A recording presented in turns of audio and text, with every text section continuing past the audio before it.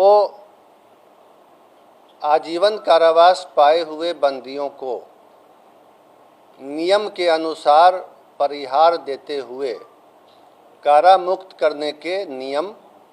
और प्रक्रिया के संबंध में है। जैसा कि हम आपको बताएंगे, ये नियम, प्रक्रिया और व्यवस्था काफ़ी लंबे अरसे से चली आ रही है, लेकिन कुछ कारणों से अभी अभी ये बहुत ज़्यादा खबरों में आ गया है और पब्लिक डोमेन में इसके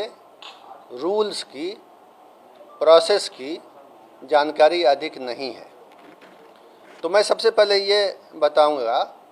कि बिहार में जो नया जेल मैनुअल 2012 वर्ष में बनाया गया था, जिसे बिहार कारा हस्तक 2012 कहते हैं,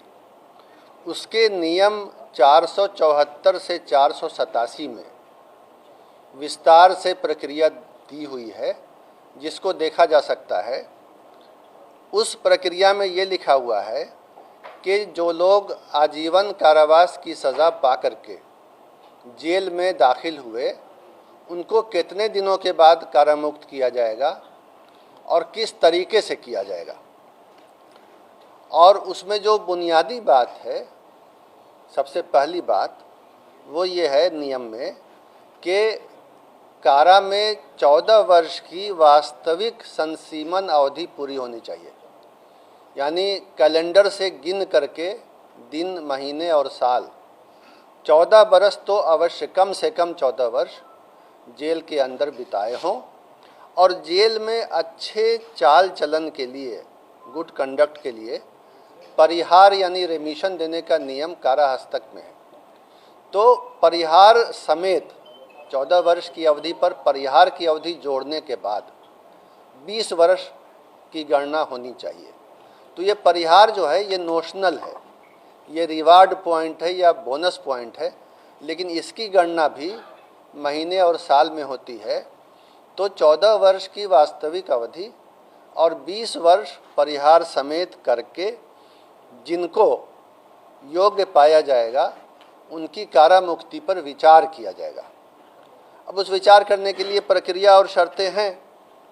और इसके लिए एक राज्य स्तरीय परिषद भी गठित है, जो इस मामलों पर विचार करके अपनी अनुशंसा सरकार को देती है कि कौन कौन से बंदी इस नियम से कारामुक्त होने के लिए योग्य पाए गए। उस परिषद का नाम राज्य दंडादेश परिहार परिषद है और ये सरकार के आदेश से विधिवत रूप से गठित है। इसके अध्यक्ष अपर मुख्य सचिव गृह विभाग होते हैं और कई अधिकारी इसके सदस्य होते हैं और उन अधिकारियों में 2 न्यायिक सदस्य भी हैं, जुडिशियल मेंबर, जो डिस्ट्रिक्ट जुडिशियरी के बहुत सीनियर अधिकारी होते हैं। सामान्यतः अभी की व्यवस्था में डिस्ट्रिक्ट जज जो पटना के हैं और बिहार सरकार के विधि सचिव जो खुद भी डिस्ट्रिक्ट जज होते हैं, ये इसके मेंबर हैं। तो कहने का मतलब ये है कि ये परिषद जो है कानूनी दृष्टिकोण से बारीकी से विचार करके,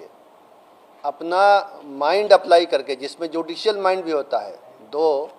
विद्वान जजों का भी उसमें विचारण और मंतव्य शामिल होता है, उसके बाद ही कारा मुक्त करने का प्रस्ताव गठित करती है, जिस पर सरकार का आदेश लिया जाता है। पिछले 6 सालों में अब तक 22 बैठकें इस परिषद की हो चुकी हैं इसी विषय पर, ऐसे ही बंदियों को छोड़ने के लिए, और 22 बैठकों में 1161 बंदियों को छोड़ने का विचार, छोड़ने की बात पर निर्णय लेने हेतु विचार किया गया। उसमें ज़िले के एसपी से, प्रोबेशन ऑफिसर से और ट्रायल कोर्ट के जज से भी रिपोर्ट मंगाई जाती है। कुछ रिपोर्टें कारा मुक्ति के फेवर में होती हैं, कुछ कारा मुक्ति के फेवर में नहीं होती हैं रिपोर्टें। तो अब तक जो पिछले 6 सालों में 22 बैठकों में 1161 बंदियों की रिहाई के लिए विचार हुआ है, उसमें से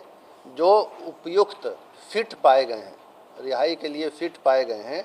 ऐसे 698 बंदियों को समय समय पर आदेश निकाल के सरकार ने छोड़ा है और वो अब समाज में एक नई जिंदगी बिता रहे हैं। इसके अलावा कुछ और भी नियम है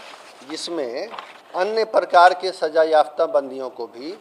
छोड़ने के लिए समय समय पर वन टाइम डिसीजन,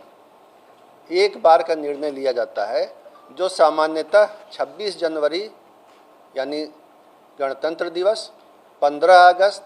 यानी स्वतंत्रता दिवस और 2 अक्टूबर अर्थात महात्मा गांधी जयंती के अवसर पर सरकार लेती है। इस बारे में अक्सर भारत सरकार से भी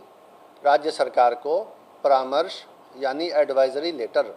प्राप्त होता है। राज्य सरकार उसके आलोक में बंदियों को छोड़ने के लिए शर्तें तय करती है और उनको भी छोड़ा जाता है। अब तक 104 ऐसे बंदियों को विशेष अवसर पर, जो 3 अवसर मैंने आपको बताए, उन अवसर पर कारामुक्त किया गया है, सज़ा में छूट दे करके कारामुक्त किया गया है। और एक बार और ये काम होना है जिसका आदेश संकल्प संख्या 2644 दिनांक 10 अप्रैल 2023 से के माध्यम से गृह विभाग ने निर्गत किया है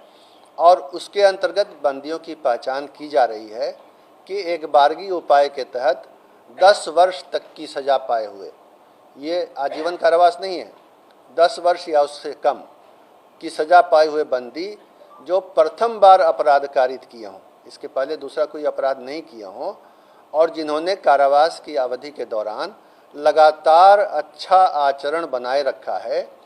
उनको प्राप्त सज़ा की अवधि की आधी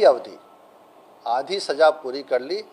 तो उसको समय पूर्व छोड़ने के लिए सरकार निर्णय लेगी। ये पहचान, ये प्रक्रिया चल रही है। ये सारी प्रक्रियाएं जो हैं, जो मैंने 2 तरह की प्रक्रिया आपको बताई, परिहार परिषद जो राज्य दंडादेश परिहार परिषद है उसके द्वारा जो आजीवन कारावास वाले बंदियों को छोड़ा जाता है, और अन्य अवसरों पर अन्य प्रकार के बंदियों को, ये सब चलता रहता है, सामान्य प्रक्रिया है। और इस प्रक्रिया को विभिन्न न्यायालयों ने अपहोल्ड किया है, स्वीकृत किया है, और ये एक अच्छी परिपाटी है जिसको राज्य सरकार फॉलो करती है। तो उसके आलोक में अभी जो आदेश निर्गत हुआ है और जो उसमें ये सारे नियम फॉलो किए गए हैं, उसमें किसी के लिए कोई अवधि के बारे में या नियम के बारे में या डीएम और एसपी या